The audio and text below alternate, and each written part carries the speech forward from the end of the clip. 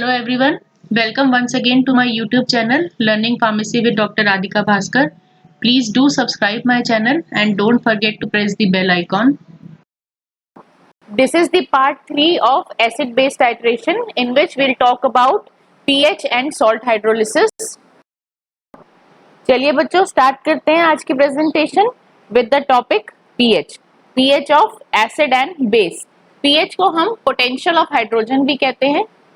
ठीक, तो ये pH की डेफिनेशन क्या हुई? pH is the negative log of hydrogen ion concentration. अब इसी को अगर हम इक्वेशन की फॉर्म में लिखे तो pH will be equal to minus log 10 of hydrogen ion concentration.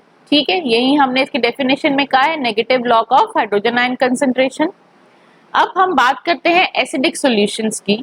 तो एसिडिक सॉल्यूशंस का जो pH होता है वो लेस देन 7 होता है, whereas बेसिक सॉल्यूशन का जो pH होता है that is more than 7.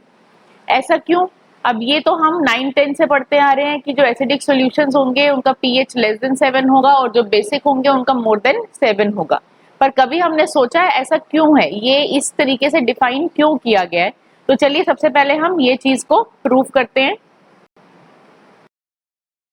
Students, हमने लास्ट प्रेजेंटेशन में देखा था कि एट 298 केल्विन और 25 degree Celsius ionic product of water किसके इक्वल होता है? It is equal to the concentration of hydrogen ion into the concentration of hydroxyl ion. ये आप लोगों को याद होगा. अगर नहीं याद है, कुछ भी कंफ्यूजन है, तो आप मेरी लास्ट प्रेजेंटेशन को देख सकते हैं. उसका लिंक मैं सब्सक्रिप्शन बॉक्स में डाल दूंगी, वहां से इजीली इसको आप स्टडी कर सकते हैं. अब जब हम न्यूट्रल सॉल्यूशन की बात करते हैं जहां पे हाइड्रोजन आयन कंसंट्रेशन इक्वल है आपकी हाइड्रोक्सिल आयन कंसंट्रेशन की, न्यूट्रल सॉल्यूशन है, ना एसिडिक है ना बेसिक है, तो यानी कि दोनों की कंसंट्रेशन इक्वल है. अब यहाँ पे हम हाइड्रोजन आयन कंसंट्रेशन को कंसिडर करते हैं इक्वल टू y. तो आपका Kw किसके इक्वल हो गया? y स्क्वायर, क्योंकि दोनों की कंसंट्रेशन इक्वल है यहाँ पे, तो Kw will be equal to y square. Kw का आपका वैल्यू क्या रहती है? 10 to the power minus 14. तो Kw 10 to the power minus 14 will be equal to y square, then y will be equal to 10 to the power minus 7. आया समझ में? तो हाइड्रोजन आयन कंसंट्रेशन कितनी हो गई? 10 to the power minus 7.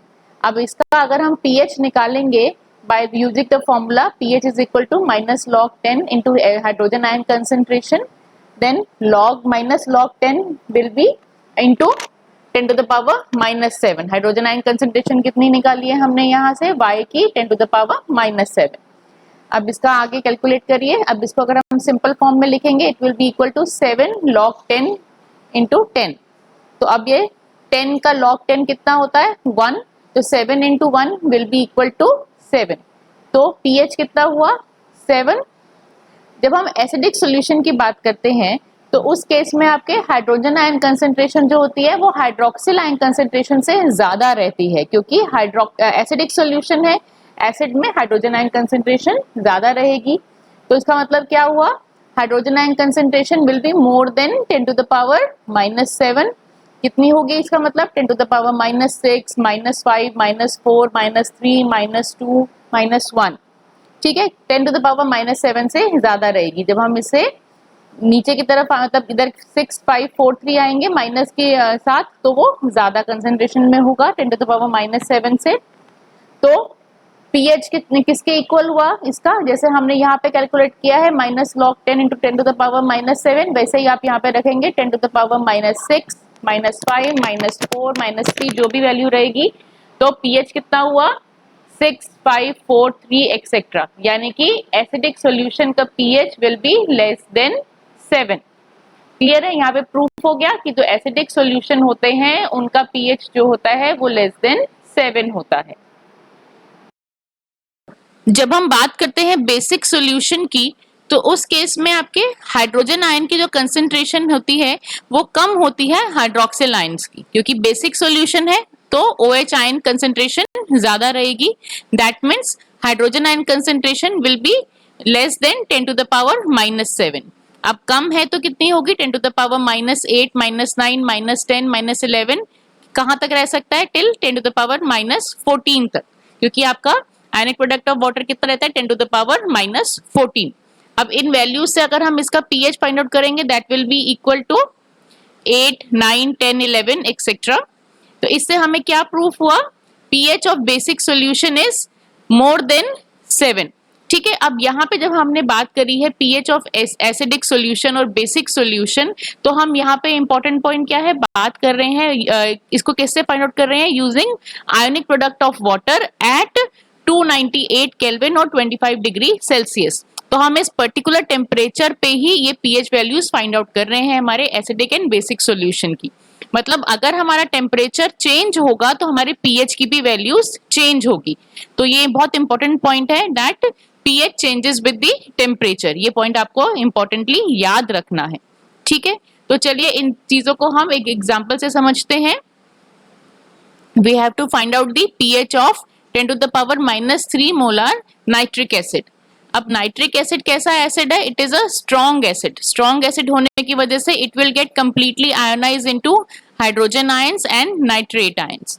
यानी कि अगर इनिशियली कंसेंट्रेशन आपकी 10 to the power -3 थी नाइट्रिक एसिड की, तो आफ्टर कंप्लीट आयोनाइजेशन आपके हाइड्रोजन आयन कंसेंट्रेशन कितनी हो जाएगी, 10 to the power -3, और नाइट्रेट आयंस भी कितने होंगे, 10 to the power -3 मोलर। ठीक है, तो अब हम pH फाइंड आउट करना है, तो हम pH का फॉर्मूला क्या लिखेंगे, pH is equal to -log10 into hydrogen ion concentration. Hydrogen ion concentration हमारी कितनी है, 10 to the power -3। इसको हमने फॉर्मूला में पुट किया तो हमारा pH कितना आया, 3। ठीक है, तो pH कितना हुआ आपका 10 to the power -3 molar nitric acid का, it is equal to 3। Let's study one more example of this. In this we have to find out the pH of 8 into 10 to the power -3 molar HCl. Now this HCl is a strong acid, then it will ionize completely into hydrogen ion and chloride ions. तो यहाँ पे हमें hydrogen ion की concentration कितनी दी हुई है, 8 into 10 to the power -3। क्योंकि HCl है कंप्लीटली आयोनाइज होगा तो हाइड्रोजन आयन और क्लोराइड आयन दोनों की कंसेंट्रेशन सेम रहेगी, that is 8 into 10 to the power -3। pH निकालने के लिए हमें हाइड्रोजन आयन की कंसेंट्रेशन की जरूरत पड़ती है। फॉर्मूला कहता है हमसे pH is equal to -log10 of hydrogen ion concentration. अब इस फॉर्मूले में हम हाइड्रोजन आयन कंसेंट्रेशन की वैल्यू पुट ऑन करेंगे, तो that will be equal to, इसको हम सिंप्लीफाइड फॉर्म में कैसे लिख सकते हैं, माइनस कॉमन हो जाएगा यहाँ पे, इंटू log10 इंटू 8 प्लस, अब क्योंकि मल्टीप्लाई है तो यहाँ पे ये प्लस हो जाएगा, इन plus log10 into 10 to the power -3। ठीक है, अब यहाँ पे log10 8 की वैल्यू कितनी होती है, 0.90। log10 into 10 to the power -3 की वैल्यू आती है आपकी 3। ये हम पहले भी फाइंड आउट कर चुके हैं, पीछे से आप देख सकते हैं फिर से एक बारी। अब यहाँ पे माइनस माइनस हो गया प्लस, यानी कि 3 minus 0.90, this is equal to 2.1। तो pH of this much concentration of HCl will be 2.1। ये हमें वैसे ही पता चल रहा था, HCl है, एसिडिक है, तो इसकी वजह से इसकी जो pH की वैल्यू होगी that will be less than 7। हम एक और एग्जांपल स्टडी करते हैं वीक एसिड्स का। अब इस क्वेश्चन में हमें क्या करना है, we have to find out the pH of 4 molar acetic acid whose Ka is 4 into 10 to the power -4। तो इस क्वेश्चन में हमें Ka गिवन है। Ka क्या है, इक्विलिब्रियम कांस्टेंट फॉर एसिड। तो चलिए देखते हैं हम वीक एसिड्स का pH कैसे निकालते हैं। देखिए, सब एसिटिक एसिड जो है वो हमारा वीक एसिड है, जिसकी वजह से वो कंप्लीटली आयोनाइज नहीं होगा into H+ ion and acetate ions. ठीक है, तो अब इसका इनकम्प्लीट या फिर पार्शियल डिसोसिएशन का क्या मतलब हुआ, जब हम इनिशियली रिएक्शन वेसल में देखेंगे तो हमारे पास उस समय इनिशियल स्टेज पे 4 मोलर की कंसेंट्रेशन में एसिटिक एसिड प्रेजेंट है। जब हमारे पास सिर्फ एसिटिक एसिड ही है रिएक्शन वेसल में, अभी तक उसने डिसोसिएशन स्टार्ट नहीं किया है, तो यानी कि उस समय H+ आयन की और एसिटेट आयन की कंसेंट्रेशन कितनी हुई, 0 molar and 0 molar. Once the reaction achieves the equilibrium, उस स्टेज पे हमारे पास एसिटेट आयन कितने रह जाएंगे रिएक्शन वेसल में, 4 - 4 अल्फा। अब ये अल्फा क्या है, alpha is the degree of dissociation. अब ये डिग्री ऑफ डिसोसिएशन क्या होता है, जब हम वीक एसिड की बात करते हैं तो उस समय हमें उनका डिग्री ऑफ डिसोसिएशन पढ़ना पड़ता है, क्योंकि वीक एसिड क्योंकि पार्शियली डिसोसिएट होते हैं, तो कितने लेवल तक डिसोसिएट होते हैं हुए हैं वो बताएगा हमें हमारा डिग्री ऑफ डिसोसिएशन। ठीक है, ये सब हमने डिटेल में पढ़ा हुआ है मेरी last presentation of acid base titration part 2। उसमें अगर आपको इसमें कुछ अल्फा आपको नहीं समझ में आ रहा है या कोई भी कंफ्यूजन है तो एक बार आप उस प्रेजेंटेशन पे जाइए, गो थ्रू करिए, आपको कंप्लीटली समझ में आ जाएगा। उसका लिंक मैं अपने डिस्क्रिप्शन बॉक्स में डाल दूंगी।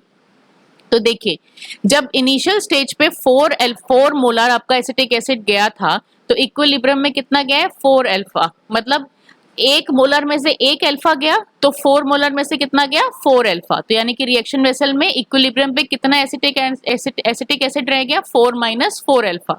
जब आपका 4 अल्फा एसिटिक एसिड डिसोसिएट हुआ है तो H प्लस आयन कितने हुए, 4 अल्फा, और एसिटेट आयंस 4 अल्फा।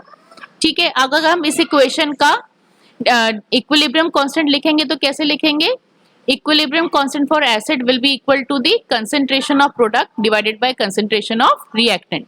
प्रोडक्ट क्या है आपका, 4 alpha into 4 alpha divided by 4 minus 4 alpha. ठीक, अब इन दोनों में से ऊपर और नीचे से 4 कॉमन लीजिए तो 4 से 4 कट जाएगा, remaining will be 4 alpha square divided by 1 minus alpha.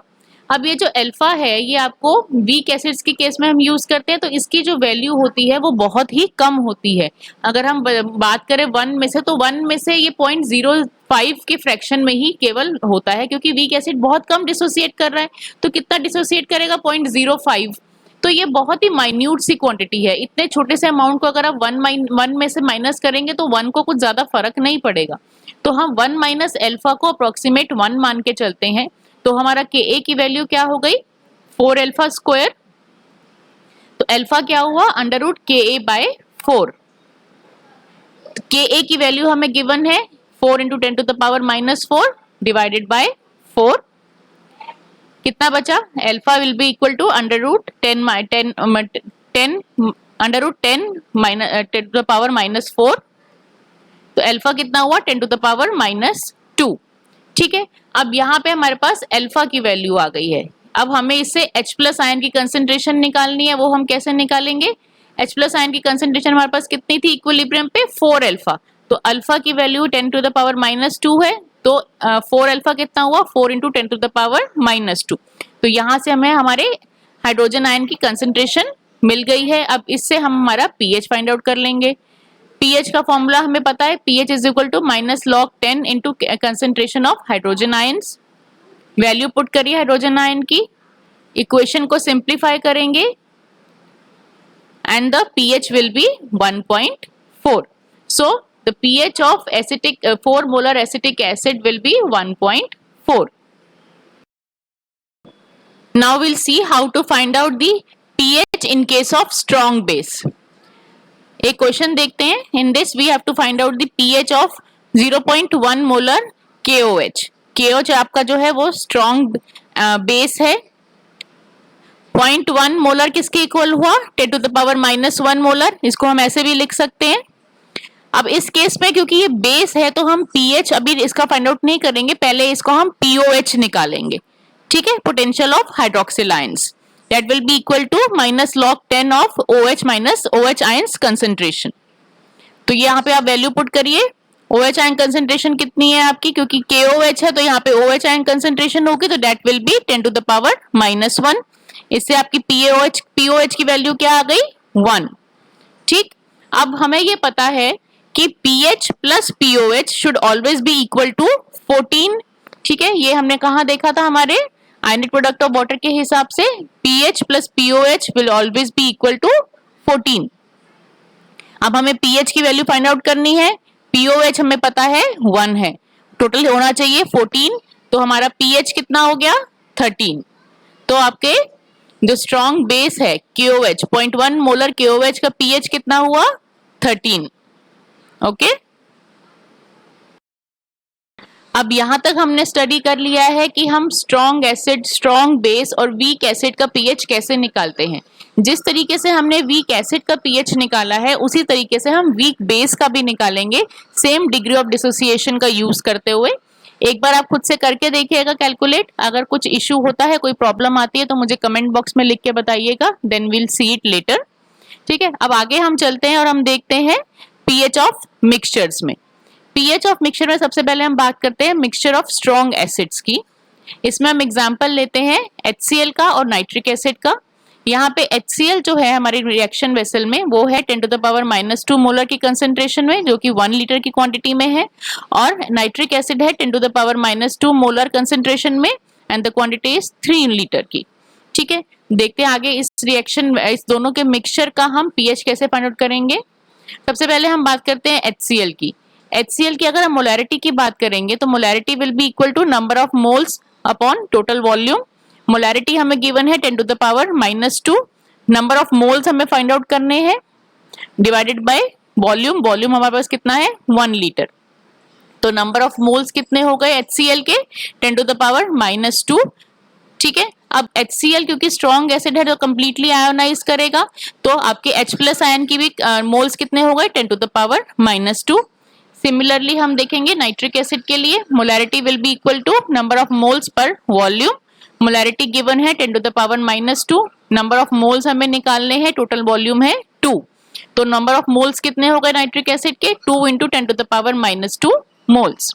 ठीक है, अब नाइट्रिक एसिड भी आपका स्ट्रॉन्ग एसिड है, कंप्लीटली आयोनाइज करेगा, तो H+ आयन की कंसेंट्रेशन के मोल्स कितने हो गए 2 इंटू 10 टू द पावर -2। ठीक, अब हम टोटल H+ आयन की बात करें, मतलब जो H+ आयन हमें HCl से मिले हैं और कुछ H+ आयन हमें नाइट्रिक एसिड से मिल रहे हैं, उन दोनों को मिला के टोटल H+ आयन कितने हो गए हमारे पास 3 into 10 to the power -2 in 3 litres. ठीक है, टोटल वॉल्यूम हमारे पास हो गया 1 लीटर प्लस 2 लीटर 3 लीटर्स। अब हम H+ आयन की कंसेंट्रेशन कैसे निकालेंगे, या फिर H+ आयन, हाँ, तो ये that will be equal to number of moles plus divided by total volume. Number of moles हमारे पास गिवन है 3 into 10 to the power -2 divided by total volume है 3, तो H+ ion concentration will be equal to 10 to the power -2। अब 10 to the power -2 जो आपकी hydrogen ion concentration है उसको हम pH के फॉर्मूले में पुट ऑन करेंगे, तो हमारा pH कितना आ गया 2। तो this is how we calculate the pH of mixture of strong acid. पहले हम इंडिविजुअली H+ आयन की कंसेंट्रेशन फाइंड आउट करेंगे, फिर टोटल मिक्सचर में कितना H+ आयन प्रेजेंट है वो कैलकुलेट करेंगे, उससे हम आगे pH फाइंड आउट करेंगे। क्लियर? इसी तरीके से सेम प्रोसीजर से सेम हम फाइंड आउट करेंगे pH of mixture of strong base. ठीक है, चलिए अगला एग्जांपल देखते हैं, mixture of strong acid and strong base, यानी कि एक हमारे पास स्ट्रॉन्ग एसिड है और एक हमारे पास स्ट्रॉन्ग बेस है। इसका एग्जांपल हम लेते हैं, स्ट्रॉन्ग एसिड में HCl जो कि कंसेंट्रेशन है उसकी 10 to the power -2 molar in 2 litres, और स्ट्रॉन्ग बेस हमने लिया है NaOH जो कि 10 to the power -3 molar concentration में प्रेजेंट है इन 1 लीटर। ठीक है, तो अब पहले जैसे हमने स्ट्रॉन्ग एसिड के मिक्सचर में फाइंड आउट किया था, सबसे पहले हम HCl का number of moles find out करेंगे H+ आयंस के। H+ आयंस के मोल्स कैसे फाइंड आउट करेंगे, number of moles is equal to molarity into volume, तो H+ आयन कितना हो गया 2 इंटू 10 टू द पावर -2। ठीक है, मोलैरिटी है 10 to the power -2 into volume 2 है, तो 2 इंटू 10 टू द पावर -2। और यहाँ पे अगर हम OH आयन की बात करें तो नंबर ऑफ मोल्स कितने होते हैं, molarity into volume, molarity given है 10 to the power -2 into volume है 1, तो कितना हो गया 10 टू द पावर -2। ठीक है, अब हमें यहाँ पे अगला देखना है रिमेनिंग H+। रिमेनिंग H+ का क्या मतलब हुआ, देखिए हमारे पास इस सॉल्यूशन में हमें समझ में आ रहा है कि ये जो सॉल्यूशन है इसमें एसिड की कंसेंट्रेशन ज्यादा है कंपेयर टू दी बेस, तो यानी कि H+ आयन हमारे पास ज्यादा कंसेंट्रेशन में प्रेजेंट है 2 इंटू 10 टू द पावर -2, और OH आयन्स कंपेरेटिवली कम कंसेंट्रेशन में प्रेजेंट है, तो जिसकी वजह से क्या होगा, जितने भी ये एक्स्ट्रा H+ आयन्स हैं ये जाके OH आयन को न्यूट्रलाइज करने में लग जाएगा, उनके साथ रिएक्ट करने में लग जाएंगे। अब 10 to the power -3 OH ions है, तो इतने ही 10 टू द पावर -3 ही H+ आयन्स हमें चाहिए OH आयन के साथ रिएक्ट करने के लिए। ठीक है, तो अब इतने टोटल H+ आयन्स में से जब 10 to the power -3 OH ion निकल गए तो कितने हमारे पास रह गए, अब इसमें कॉमन लीजिए आप 10 टू द पावर -3 ब्रैकेट में 2 इंटू 10 -1, तो यानी कि कितने हो गए 19 into 10 to the power -3 moles. तो रिमेनिंग H+ आयन की कंसेंट्रेशन हमारे पास कितनी हो गई 19 इंटू 10 टू द पावर -3। अब हमें H+ आयन की कंसेंट्रेशन फाइंड आउट करनी है टोटल मिक्सचर में से, that is number of moles divided by total volume, that is 19 into 10 to the power -3 divided by 3। Total volume कितना है 2 + 1 3, कितना हुआ 6.3 इंटू 10 टू द पावर -3 अब इस वैल्यू को जब हम pH के फॉर्मूले में अप्लाई करेंगे तो कितना होगा 2.2, तो यानी कि minus log 10 into concentration of H plus ion कितनी है 6.33 इंटू 10 टू द पावर 3। इसको आप सिंप्लीफाइड फॉर्म में करिए, कैलकुलेट करिए, pH आपके पास आएगा 2.2। ठीक है, तो समझ में आया। यहाँ पे हमने दो एग्जाम्पल देखे हैं, mixture of strong acid and mixture of strong acid and strong base. इसी तरीके से हमारे पास दो और कॉम्बिनेशन बनते हैं, mixture of weak acid and strong base and mixture of weak acid and weak base. तो ये आपके प्रोसीजर वैसे ही सेम रहेंगे जैसे हमने इंडिविजुअली पीएच निकाला था स्ट्रॉन्ग एसिड स्ट्रॉन्ग बेस का या फिर वीक एसिड वीक बेस का, उसी चीज को आपने यहाँ पे पुट करके वैसे ही आपने मिक्सचर का भी पीएच फाइंड आउट करना है। ओके, आई होप आप लोगों को ये सब चीजें समझ में आ गई हैं। तो चलिए आगे बढ़ते हैं। चलिए अब आगे बढ़ते हैं हमारे नेक्स्ट टॉपिक पे, दैट इज सॉल्ट हाइड्रोलिसिस। ये भी एक बहुत इंपॉर्टेंट टॉपिक है हमारे लिए। सबसे पहले हम देखते हैं definition of salt hydrolysis. It is a process of interaction between cations और anions of salt with water is called hydrolysis of salt. मतलब जो भी आपके सॉल्ट के अंदर नेगेटिवली या पॉजिटिवली चार्ज आयन प्रेजेंट हैं, वो जब वाटर के साथ रिएक्ट करते हैं तब उसे हम कहते हैं कि हमारे सॉल्ट का जो है वो हाइड्रोलिसिस हुआ है। देखते हैं इसे डिटेल में आगे, इसकी डेफिनेशन हमें ज़्यादा अच्छे से समझ में आएगी जैसे जैसे हम आगे पढ़ते जाएंगे। देखिए अब हमारे पास सॉल्ट हाइड्रोलिसिस के लिए 4 different types of salt combinations बनते हैं। जैसे पहला होता है हमारे पास strong acid plus strong base का। इस सॉल्ट का जो है, ये जो सॉल्ट का कॉम्बिनेशन है, ये हमें कुछ भी हाइड्रोलिसिस शो नहीं करेगा। क्यों नहीं शो करेगा वो मैं आपको आगे डिटेल में पढ़ाने वाली हूँ। तब उससे पहले हम आगे के कॉम्बिनेशंस देख लेते हैं। नेक्स्ट कॉम्बिनेशन आता है वीक एसिड स्ट्रॉन्ग बेस का। नेक्स्ट है strong acid weak base and final is the weak acid and weak base. ये जो लास्ट की 3 कैटेगरीज हैं, ये जो तीनों कैटेगरीज हैं, ये तीनों कैटेगरीज शोज हाइड्रोलिसिस। मतलब weak acid strong base, strong acid weak base and weak acid weak base, ये तीनों हमें हाइड्रोलिसिस शो करेंगी, बट स्ट्रॉन्ग एसिड और स्ट्रॉन्ग बेस का जो कॉम्बिनेशन है वो हमें हाइड्रोलिसिस शो नहीं करेगा। ठीक है, तो यानी कि इस हमें जो ये हमने कॉम्बिनेशन बनाए हैं, इससे हमें क्या समझ में आता है, जितना कंपोनेंट हमारा वीक होगा उतना ज्यादा हमारा हाइड्रोलिसिस होगा। बहुत इंपॉर्टेंट पॉइंट है, नोट करिए इसे। Weaker the component more will be the hydrolysis. चलिए समझते हैं हम इस हाइड्रोलिसिस को आगे। चलिए तो हम शुरू करते हैं हमारी फर्स्ट टाइप ऑफ कॉम्बिनेशन से, that is the combination of strong acid and strong base. इसमें हम एग्जांपल लेते हैं स्ट्रॉन्ग एसिड में HCl का और स्ट्रॉन्ग बेस में KOH का। When HCl reacts with KOH it will give us KCl। ठीक है, अब जब हम पर KCl आया, जब हम KCl का हाइड्रोलिसिस करेंगे तो हमारे सॉल्यूशन में हमें कौन कौन से आयंस मिलेंगे, potassium ions, chloride ions, hydrogen ion and hydroxyl ions. Now when this K plus ion, this is the cation, reacts with the anion OH minus ions, तो ये हमें क्या देगा KOH। अब एक बार अगर आपका स्ट्रॉन्ग बेस बन गया, पोटेशियम हाइड्रोक्साइड बन गया है, तो ये क्या करेगा, it will get completely ionise into K plus ions and OH minus ions. तो उसके बाद ये जो फॉरवर्ड रिएक्शन है ये होने के चांसेस नहीं है, या फिर होगा भी अगर तो बहुत माइन्यूट क्वांटिटी में, अप टू 1% ही होगा। जो आपका बैकवर्ड रिएक्शन था वो 99% कंप्लीट हो चुका है। ठीक है, तो इसका मतलब क्या हुआ, ये जो K प्लस आयन है this will not show any kind of hydrolysis. Similarly जब हम H प्लस आयंस को Cl माइनस आयंस के साथ रिएक्ट कराएंगे तो उस केस में क्या होगा, आपका HCl बनेगा। HCl being a strong acid, ये कम्प्लीटली आयोनाइज हो जाएगा into H plus ions and chloride ions. उस आयोनाइजेशन के बाद फर्दर यहाँ पे फॉरवर्ड रिएक्शन नहीं होगा, पॉसिबल ही नहीं है। तो इसका मतलब क्या हुआ, ये जो आपके क्लोराइड आयंस हैं ये भी किसी तरीके का हाइड्रोलिसिस शो नहीं करेंगे। दैट मीन्स स्ट्रॉन्ग एसिड और स्ट्रॉन्ग बेस का जो कॉम्बिनेशन होता है, this combination never show any kind of hydrolysis. Next हम स्टडी करते हैं reaction between a weak acid and a strong base, जिसका एग्जांपल हम लेते हैं reaction between acetic acid and sodium hydroxide. Acetic acid क्या है आपका, वीक एसिड है, और NaOH क्या है आपका, स्ट्रॉन्ग बेस है। ठीक है, अब यहाँ पे जब एसिटिक एसिड NaOH के साथ रिएक्ट करेगा तो it will give us sodium acetate. ठीक, अब हमारे सॉल्यूशन में कौन कौन से आयन प्रेजेंट होंगे, जब हमने सोडियम एसीटेट को का हाइड्रोलिसिस किया तो उस केस में हमारे पास कौन कौन से आयन हमें मिले सॉल्यूशन में? Sodium ion, acetate ion, hydrogen ion and hydroxyl ion. ठीक, अब जब आपका Na है, सोडियम आयंस जब आपके OH आयंस के साथ रिएक्ट करेंगे, ऑब्वियसली बात है कि आपका जो एनायन है वो केटायन के साथ रिएक्ट करेगा। तो जब सोडियम ने हाइड्रोक्सिल आयन के साथ रिएक्ट किया तो इट गिव्स अस NaOH।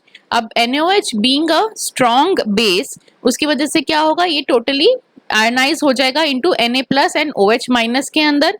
तो ये फॉरवर्ड रिएक्शन तो होगा ही नहीं, अगर होगा भी तो 1% या उससे कम परसेंटेज में होगा। ठीक है, तो यानी कि पूरे चांसेस हैं कि आपका जो NaOH है वो आयनाइज कंप्लीटली हो जाएगा इनटू इट्स आयंस, यानी कि Na+ जो है, सोडियम आयंस जो है वो आपका किसी तरह का हाइड्रोलिसिस शो नहीं करेंगे because it is a strong base. उसी तरीके से जब हमने एसीटेट आयंस को रिएक्ट कराया आपके वाटर के साथ, सॉरी H+ आयंस के साथ, तो उसने हमें दिया एसिटिक एसिड। ठीक है, तो एसिटिक एसिड क्योंकि आपका वीक एसिड है तो वो फर्दर आपका आयोनाइज हो जाएगा। यहाँ पे आपका ये आयोनाइज किस में होगा, into acetate ions and hydrogen ions. अब यहाँ पे क्योंकि ये आपका वीक एसिड है तो it will attain a stage of equilibrium, मतलब इसका जो आयनाइजेशन होगा वो तो बहुत ही कम होगा, अप्रोक्सीमेटली 5%। बट ये जो आयंस है आपके H+ आयन और एसिटेट आयन, इनके पास पूरी टेंडेंसी है कि वापस फॉरवर्ड रिएक्शन करके ये एसिटिक एसिड बना ले। तो this reaction, backward and forward reaction keep on going. तो इसकी वजह से क्या हो रहा है, इसका जो हाइड्रोलिसिस है वो पॉसिबल है, किसका, एसिटेट आयंस का। चलिए अब इस इक्वेशन की हम इक्वेशन ऑफ हाइड्रोलिसिस लिखते हैं। When acetate ions react with water, it will give us acetic acid plus OH-। ठीक है, सिंपल रिएक्शन है, समझ में आया आपको। जब वाटर से रिएक्ट करेगा तो वाटर से एसिटेट आयंस आपका H+ ले लेंगे और मिलके एसिटिक एसिड बनाएंगे, बाकी बचा आपका OH-। अब इसका हम लिखते हैं KH। KH क्या है, KH is your equilibrium constant of hydrolysis. पहले हम लिखते थे Ka, Kb, तो वो क्या था, equilibrium constant of weak acid, equilibrium constant of weak base. उसी तरह से जब हम हाइड्रोलिसिस की बात कर रहे हैं तो we will put KH। KH is the equilibrium constant of hydrolysis. तो रिएक्शन लिखिए, कैसे लिखते हैं हम इस इक्वेशन को, concentration of product upon concentration of reactant. यहाँ पे हमें वाटर की कंसंट्रेशन लिखने की जरूरत नहीं है बिकॉज इट इज कांस्टेंट, तो उसको लिखने से कुछ फायदा होने वाला नहीं है हमें। ठीक है, तो OH- and into concentration of acetic acid divided by concentration of acetate ions। अब क्योंकि आपका जो एसिटिक एसिड है वो वीक एसिड है तो उसका जब हम आयोनाइजेशन करेंगे तो कैसे करेंगे, this acetic acid will get ionise into H+ ion and acetate ions. Clear है, इसका हम इक्विलिब्रियम कांस्टेंट कैसे लिखेंगे, Ka will be equal to H+ ions into the concentration of acetate ion divided by concentration of acetic acid। अब आप Ka into KH करिए, when we multiply Ka into KH तो हमें क्या मिलेगा, यहाँ से आपका एसिटिक एसिड से एसिटिक एसिड कट जाएगा, CH3COOH से CH3COOH कट जाएगा, CH3CO- से CH3CO- कट जाएगा, बचा क्या आपके पास, OH- एंड हाइड्रोजन आयन। तो अब ये बताइए, जब हमने KH को Ka से मल्टीप्लाई किया तो हमारे पास अल्टीमेटली क्या बचा, concentration of hydrogen ion into concentration of OH- ions. वो क्या होता है, रिकॉल करिए पीछे से, that is equal to KW। ठीक है, यही बचा था हमारे पास, तो KH into Ka will be equal to KW। That means KH की वैल्यू क्या हुई, इक्विलिब्रियम कांस्टेंट ऑफ हाइड्रोलिसिस की वैल्यू क्या हुई, KW/Ka। ठीक है, अभी यहाँ पे हमारा ये खत्म नहीं हुआ है, चलिए आगे चलते हैं। चलिए आगे देखते हैं फर्दर रिएक्शन हमारा कैसे काम करेगा। देखिए, ये जो सारा हम लोग कर रहे हैं ये हम इसलिए कर रहे हैं क्योंकि हमें अल्टीमेटली इस रिएक्शन मिक्सचर का पीएच फाइंड आउट करना है। समझ रहे हैं आप, जब वीक एसिड ने स्ट्रॉन्ग बेस के साथ रिएक्ट किया तो जो मिक्सचर सोल्यूशन मिक्सचर बना है उस सोल्यूशन का पीएच कितना है। वैसे तो हमें समझ में आ ही रहा है कि स्ट्रॉन्ग बेस है तो बेस डोमिनेटिंग है, तो ऑब्वियसली आपका जो पीएच रहेगा वो बेसिक रहेगा, मोर देन 7 रहेगा। बट कंसेप्चुअली ये कैसे है वो हमें समझना है। ठीक है ना। तो देखिए हमारी पीछे रिएक्शन इक्वेशन ऑफ हाइड्रोलिसिस क्या थी, when acetate ion react with water it will give us acetic acid plus hydroxyl ions। अब हमारी मेजर रिएक्शन क्या थी, जो फर्स्ट रिएक्शन थी हमारी, जब हमारे वीक एसिड ने स्ट्रॉन्ग बेस के साथ रिएक्ट किया तो हमें मिला CH3COONA।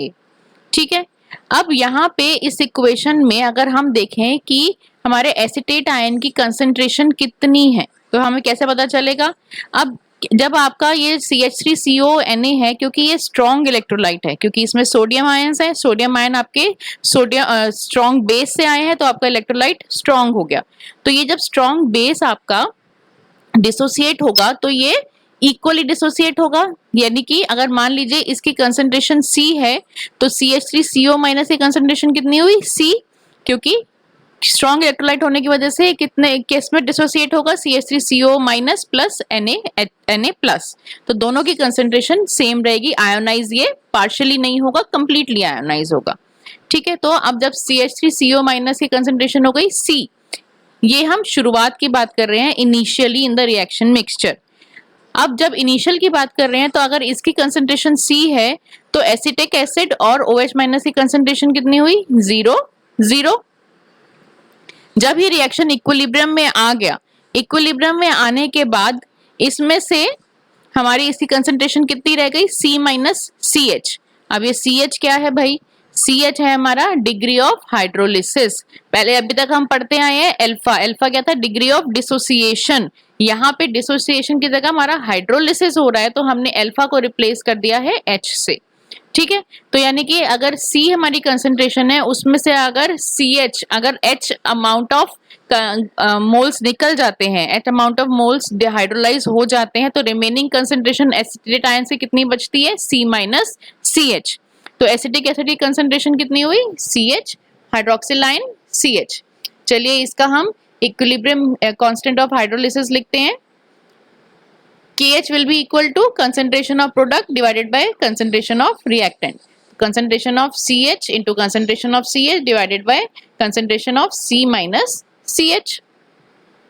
अब यहाँ से C बाहर कॉमन लीजिए ऊपर और नीचे से, तो दोनों कट हो जाएंगे, remaining will be CH square divided by 1 minus H। अब जो H है ये आपका, क्योंकि ये वीक एसिड है, वीक एसिड होने की वजह से इसका हाइड्रोलिसिस बहुत ही कम अमाउंट में होगा, तो इसकी वजह से जो आपकी डिग्री ऑफ हाइड्रोलिसिस की वैल्यू H की वैल्यू रहेगी वो बहुत ही कम रहेगी, 1 से बहुत बहुत कम होगी, जिसकी वजह से इसको 1 माइनस H को हम 1 मान सकते हैं। तो KH will be equal to CH square. यहाँ पे ये सब बातें वही हम सेम कर रहे हैं जो हमने डिग्री ऑफ डिसोसिएशन में पढ़ा था। देखिए फिर भी मैं वही कहूंगी, कुछ कंफ्यूजन है तो मेरी पिछली प्रेजेंटेशन को रेफर करिए, उसका लिंक आपके डिस्क्रिप्शन बॉक्स में मैंने ऑलरेडी डाल रखा है। ठीक है, तो KH will be equal to CH square. तो H की वैल्यू क्या हुई, under root KH by C। इससे हमने निकाला H की वैल्यू under root KH by C। ठीक है जी, अब हमको यहाँ पे H मिल गया है। अब ये हम सब क्यों कर रहे हैं, क्योंकि हमें यहाँ पे हाइड्रोजन आयन कंसंट्रेशन चाहिए। अब हमें अगर पीएच निकालना है तो पीएच के फॉर्मूले के हिसाब से हमारे पास हाइड्रोजन आयन कंसंट्रेशन होना जरूरी है, तो वो ही हम फाइंड आउट कर रहे हैं इस सारे प्रोसीजर से। अब हमारा हाइड्रोक्सिल आयन कंसंट्रेशन कितनी है, हाइड्रोजन आयन नहीं है तो हम हाइड्रोक्सिल आयन से कैलकुलेट करेंगे। ये हमारे पास कंसंट्रेशन गिवन है CH। अब KW हमसे क्या कहता था, concentration of hydrogen ion into concentration of OH minus ion will be equal to KW, that is ionic product of water. ठीक, तो हाइड्रोजन आयन कंसंट्रेशन क्या हो गई, KW divided by hydroxyl ion, that is equal to KW divided by CH, hydroxyl ion CH। Further अब H की वैल्यू हमने निकाली है under root KH by C, तो this will be KW divided by C under root KH by C। अब KH की value हमें पता थी, KH की वैल्यू क्या होती है, KH is equal to KW by KA। तो यहाँ पे इस फॉर्मूले में आप KH को रिप्लेस करिए KW बाय KA। अब जब आप इस इक्वेशन को यहाँ से KH को रिप्लेस करके KW बाय KA लिखेंगे और उसे सॉल्व करेंगे तो आपकी फाइनल इक्वेशन आ जाएगी, hydrogen ion concentration is equal to under root KW into KA divided by C। इससे आपका हाइड्रोजन आयन निकल जाएंगे। कैसे निकलेंगे, KW की वैल्यू हमें पता है गिवन होती है at 25 degree Celsius 10 to the power -14।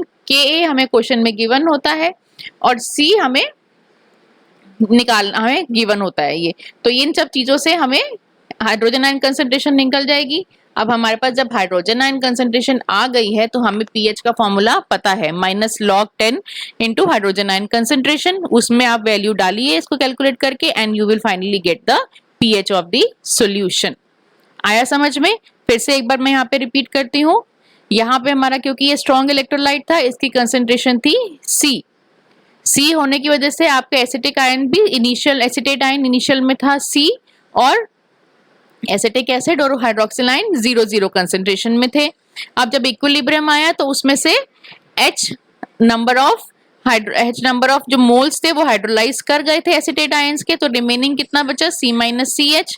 तो ये कंसंट्रेशन कितनी हो गई CH और CH, क्योंकि इतना ही अमाउंट आपके एसिटेट आयन से निकल गया था।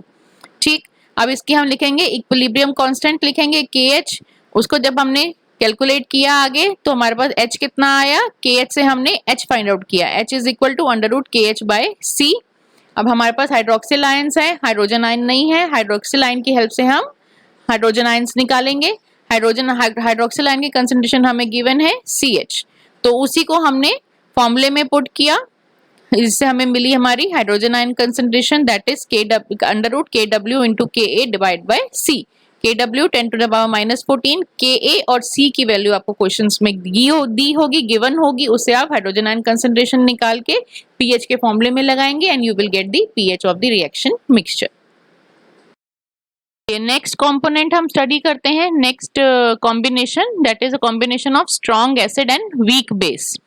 इसमें हम एग्जांपल लेते हैं HCl का और NH4OH का। HCl आपका स्ट्रॉन्ग एसिड है and ammonium hydroxide is your weak base. जब ये दोनों आपस में रिएक्ट करेंगे they will give us ammonium chloride. ठीक है, सिंपल रिएक्शन है। अब जब अमोनियम क्लोराइड का हम हाइड्रोलिसिस करेंगे तो हमारे सॉल्यूशन में हमें कौन कौन से आयंस मिलेंगे, will get NH4+, Cl-, H+ and OH-। ठीक है, अब इस रिएक्शन में से जब ये वाला कैटायन इस एनायन के साथ रिएक्ट करेगा तो हमें क्या मिलेगा, NH4+ plus OH- will give us NH4OH। अब NH4OH being a weak base ये आपका वापस से डिसोसिएट हो जाएगा into NH4+ and OH- ions के अंदर। अब क्योंकि वीक बेस है तो वो जो डिसोसिएशन होगा वो बहुत ही कम होगा, अप्रोक्सीमेटली 5%, पर फॉरवर्ड रिएक्शन के चांसेस कितने हैं, 95% तक। यानी कि ये रिएक्शन हमें क्या शो करता है कि NH4+ जो है वो हाइड्रोलिसिस शो करेगा। सिमिलरली अगर हम H+ आयन को Cl- के साथ रिएक्ट कराते हैं तो it will give us HCl। HCl क्या है आपका, स्ट्रॉन्ग एसिड। स्ट्रॉन्ग एसिड आपका कंप्लीटली आयोनाइज होता है up to 99% into its ions. अब क्योंकि ये कंप्लीटली आयोनाइज हो गया है तो वापस इस फॉरवर्ड रिएक्शन के चांसेस बहुत ही कम है, दैट इज 1% और इवन लेस देन दैट। तो इस केस में हमें क्या समझ में आता है कि जो क्लोराइड आयंस है that will show no hydrolysis. ठीक है, तो अब हमें इस रिएक्शन का इक्वेशन ऑफ हाइड्रोलिसिस बनाना है क्योंकि ये वीक बेस की रिएक्शन है। तो इसकी रिएक्शन इक्वेशन ऑफ हाइड्रोलिसिस क्या हुई, NH4+ when hydrolyzed it will give us NH4OH plus H+ ions. क्योंकि ये आपका वीक बेस है तो उसकी वजह से आपका इक्विलिब्रियम अटेन होगा। तो इक्विलिब्रियम कांस्टेंट ऑफ हाइड्रोलिसिस क्या बना हमारा, concentration of product divided by concentration of reactant. Concentration of reactant में हम H2O की कंसंट्रेशन नहीं लिखेंगे क्योंकि वो कांस्टेंट रहती है। KH क्या है आपका, KH is the equilibrium constant of hydrolysis. अब क्योंकि ये हमारा वीक बेस है तो इसका आपका आयोनाइजेशन कैसे होगा, it will get ionise dissociate into NH4+ and OH-। तो इसका equilibrium constant of weak base कैसे लिखेंगे हम, concentration of NH4+ into concentration of hydroxyl ion divided by concentration of NH4OH। ठीक है, अब हमें फर्दर क्या करना है, जैसे कि हमने हमारी लास्ट वाले कॉम्बिनेशन में किया था, we have to multiply KH with KB। जब हमने KH को KB से मल्टीप्लाई किया तो हमारा क्या हमारे पास आया, NH4+ से NH4 कट गया, NH4OH से NH4OH कट गया, रिमेनिंग हमारे पास क्या बचा, H+ ions and OH- ions. तो जब H+ आयन और OH- आयन हमारे पास बचते हैं तो किसके इक्वल होते हैं, that is equal to KW। यानी कि KH into KB is equal to KW। यही दोनों बचे थे हमारे पास लास्ट में। तो KH की वैल्यू हम इस इक्वेशन से क्या निकालेंगे, KH will be equal to KW by KB. Further equation of hydrolysis को स्टडी करते हुए हमारी इक्वेशन ऑफ हाइड्रोलिसिस क्या थी? ठीक है, हमारी मेन इक्वेशन क्या थी? When HCl reacted with NH4OH it gives us NH4Cl. ठीक, अब हमें हमारे इक्वेशन ऑफ हाइड्रोलिसिस में NH4 प्लस की कंसंट्रेशन चाहिए, वो हमें कहाँ से मिलेगी? NH4Cl से. अब NH4Cl जो हमारा बना है वो हमारा स्ट्रॉन्ग इलेक्ट्रोलाइट है. क्यों? क्योंकि इसके अंदर क्लोराइड आयंस प्रेजेंट है. अगर आपके इलेक्ट्रोलाइट में से कोई भी आयन, इलेक्ट्रोलाइट का कोई भी आयन अगर स्ट्रॉन्ग एसिड या स्ट्रॉन्ग बेस से आता है तो वो इलेक्ट्रोलाइट स्ट्रॉन्ग इलेक्ट्रोलाइट कहलाता है. इसके अंदर जो क्लोराइड आयंस आए हैं वो हमारे HCl से आए हैं और HCl हमारा स्ट्रॉन्ग एसिड है, यानी कि हमारा इलेक्ट्रोलाइट कैसा हुआ? Strong electrolyte. ठीक है, तो अगर हमारा जो स्ट्रॉन्ग इलेक्ट्रोलाइट है जब ये आयोनाइज होगा तो ये कंप्लीटली आयोनाइज होगा. कंप्लीटली आयोनाइज किस में होगा? NH4 प्लस और Cl माइनस में. ठीक, यानी कि जो कंसंट्रेशन आपके NH4Cl की है वही कंसंट्रेशन आपकी आयोनाइजेशन के बाद NH4 प्लस और Cl माइनस की होगी. इक्वल कंसंट्रेशन में आयोनाइज हो रहा है, वो कंप्लीटली आयोनाइज हो रहा है. तो यहाँ पे हम मानते हैं कि NH4Cl की कंसंट्रेशन C है, तो NH4 प्लस की कंसंट्रेशन कितनी हो गई? C. जब NH4 प्लस ने H2O के साथ रिएक्ट कराया इनिशियली, तो उस समय अभी रिएक्शन स्टार्ट हुआ था. उस समय रिएक्शन वेसल में NH4 प्लस की कंसंट्रेशन कितनी थी? C. तो इनिशियली आपका NH4OH तो अभी बना ही नहीं था, तो उसकी कंसंट्रेशन हम 0 मानेंगे और ना ही H प्लस आयन निकले थे, तो वो भी 0 हो गया. Once this reaction attains equilibrium, तो हमारे NH4 प्लस आयंस कितने रह गए रिएक्शन वेसल में? C minus CH. मतलब H क्या है यहाँ पे? H is the degree of hydrolysis. पहले हम पढ़ते थे डिग्री ऑफ डिसोसिएशन, जिसको हमने यहाँ पे रिप्लेस कर दिया है डिग्री ऑफ हाइड्रोलिसिस से, और जिसको हम रिप्रेजेंट कर रहे हैं H से. ठीक है, तो यानी कि जब C में से अगर H मोल्स निकल गए तो बाकी हमारे पास कितना बचा? C minus CH. तो यहाँ पे कितना हुआ? CH कंसंट्रेशन में NH4OH बना और उतनी ही कंसंट्रेशन में आपके H प्लस आयंस बने. अब इस इक्वेशन का जब हम इक्विलिब्रियम कांस्टेंट लिखेंगे तो कैसे लिखेंगे? KH क्या है? Equilibrium constant of hydrolysis. तो KH will be equal to concentration of product divided by concentration of reactant. अब इसमें से आप C कॉमन लीजिए और ऊपर और नीचे से दोनों कट हो जाएंगे. The remaining will be CH square divided by 1 minus H. अब H क्या है? H आपका डिग्री ऑफ हाइड्रोलिसिस है. क्योंकि ये आपका वीक बेस है तो आपका जो हाइड्रोलिसिस होगा वो बहुत ही कम अमाउंट में होगा, तो H की वैल्यू 1 से बहुत बहुत कम होगी. तो यानी कि हम 1 माइनस H को अप्रोक्सीमेटली 1 लेके चल सकते हैं. तो उस केस में KH कितना हो गया? KH will be equal to CH square. तो यहां से अगर हम H की वैल्यू निकाले तो H will be equal to under root KH by C. अब इस इक्वेशन में हमें H प्लस आयंस दिए हुए हैं. H प्लस आयन की कंसंट्रेशन हमारी कितनी है? CH. तो H plus ion concentration will be equal to CH. Last equation, last में जब हमने पिछला जो हमने कॉम्बिनेशन किया था उसके अंदर हमारे पास OH आयन गिवन थे. OH आयन से हमने हमारा H प्लस आयंस निकाले थे, पर यहाँ पे हमें H प्लस आयंस गिवन है CH. तो CH में H की वैल्यू हमने फाइंड आउट कर ली है. यहाँ पे ये हम इसमें फॉर्मूले में पुट करेंगे तो H concentration of H will be equal to C into under root KH by C. अब KH किसके इक्वल होता है? अभी हमने लास्ट स्लाइड में देखा है KH is equal to KW by KB. तो अब यहाँ पे KH को रिप्लेस करिए KW बाय KB से. तो इक्वेशन क्या बनी? C under root KW by KB into C. इस इक्वेशन को सिंप्लीफाई करिए फर्दर, तो H plus ions concentration will be equal to under root KW into C by KB. अब इस इक्वेशन में KW की वैल्यू आपको पता होती है. At 25 degree Celsius it is 10 to the power minus 14. C की वैल्यू और KB की वैल्यू आपको क्वेश्चन में गिवन होगी, जिससे आप H प्लस आयन की कंसंट्रेशन निकाल सकते हैं. इसको आप pH की इक्वेशन में पुट करिए H plus ion concentration and you will get the pH of the solution. ठीक है, ये आपका प्रोसीजर है, पूरा कैलकुलेशन पार्ट आता है तो कैसे आपने pH निकालना है आपके मिक्सचर का. ठीक है, समझ में आया आपको? चलिए तो लास्ट कॉम्बिनेशन देखते हैं हम, weak acid and weak base का. अब देखिए ये जो कॉम्बिनेशन है ना, इसमें आप लोग ज्यादा काम करोगे और मैं आपको शॉर्ट में समझाऊंगी. कुछ भी कंफ्यूजन होगा आप मुझे कमेंट बॉक्स में लिख के बताइएगा, फिर हम उसको दोबारा से वापस से सॉल्व करेंगे.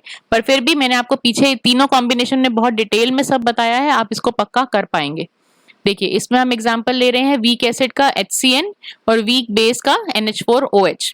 ठीक है, तो जब वीक एसिड ने वीक बेस से रिएक्ट किया तो हमें क्या मिला, अमोनियम साइनाइड। ठीक है, अब इस इक्वेशन की हम इक्वेशन ऑफ हाइड्रोलिसिस कैसे लिखेंगे, यहाँ पे HCN भी वीक है और NH4OH भी वीक है, यानी कि जो हमारे पास NH4CN आया है वो भी वीक है। तो अब जब NH4 प्लस CN माइनस दोनों का हाइड्रोलिसिस हुआ, समझ रहे हैं ना आप, जो हमारे पास यहाँ पे आता था पिछली स्लाइड में वापस से चेक करिए, उसी का हम हाइड्रोलिसिस करते थे, तो वो आयंस जो हमें मिलेंगे इससे, जब इसका हाइड्रोलाइज होगा तो हमें क्या क्या आयंस बनेंगे, NH4 प्लस और CN माइनस।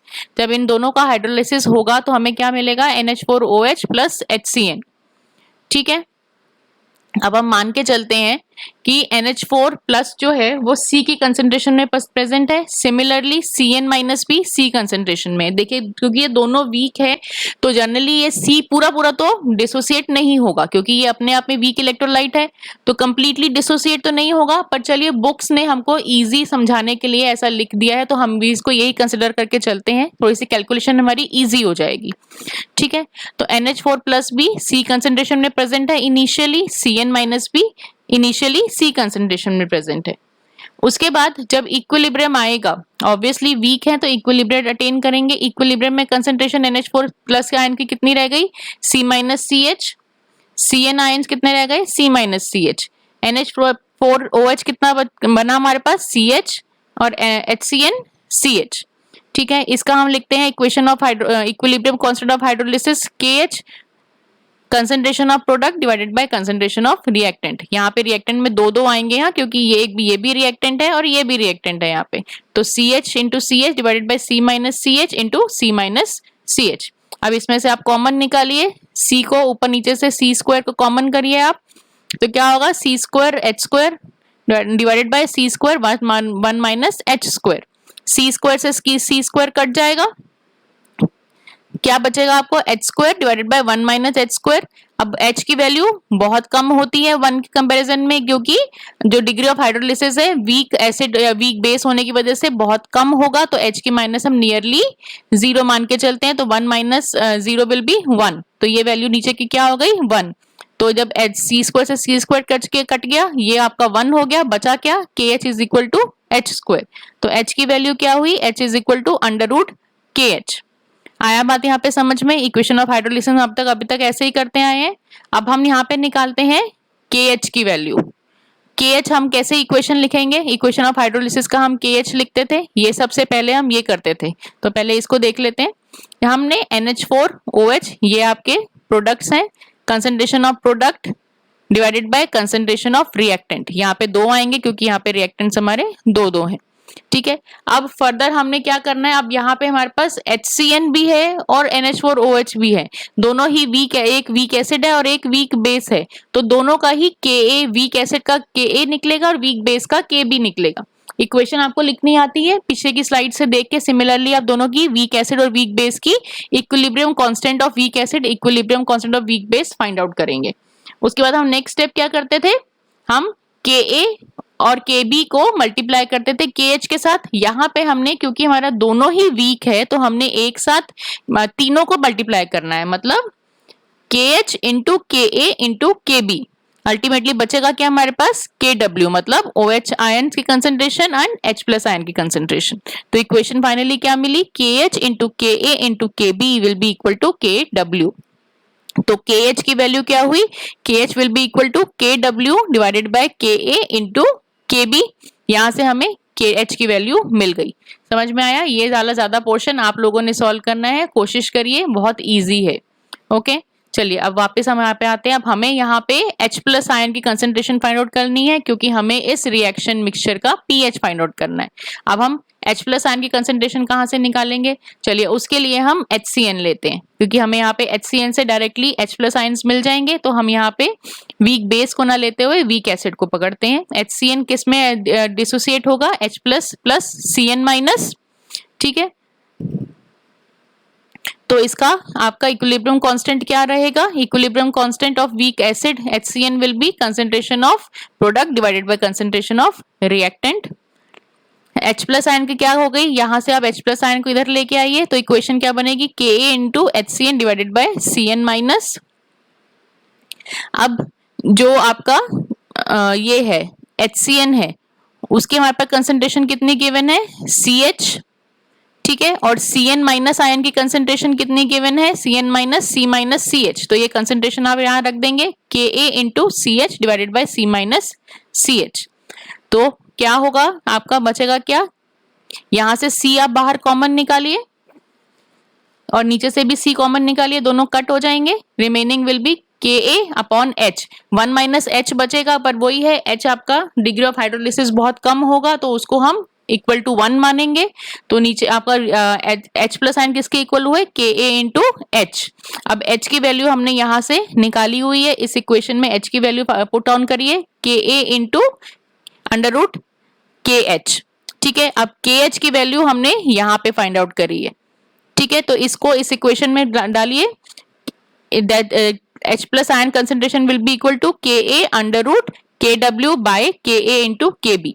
सिंप्लीफाई करिए इस इक्वेशन को, सिंप्लीफाई करके इक्वेशन आएगी H plus ion concentration is equal to under root KW into Ka divided by KB, ठीक है। आया समझ में यहाँ पे। तो अब यहाँ से आपको H प्लस आयन कंसेंट्रेशन मिल गई है, उससे आप इसको pH के फॉर्मूले में लगाएंगे और आपको आपका pH आपके सॉल्यूशन मिक्सचर का मिल जाएगा। क्लियर है यहाँ पे, फिर से एक बार इस स्लाइड को स्टडी करिएगा, सिंपल है, समझ में आ जाएगा। With this, I am winding up my today's lecture. Keep subscribing and sharing my videos. Thank you.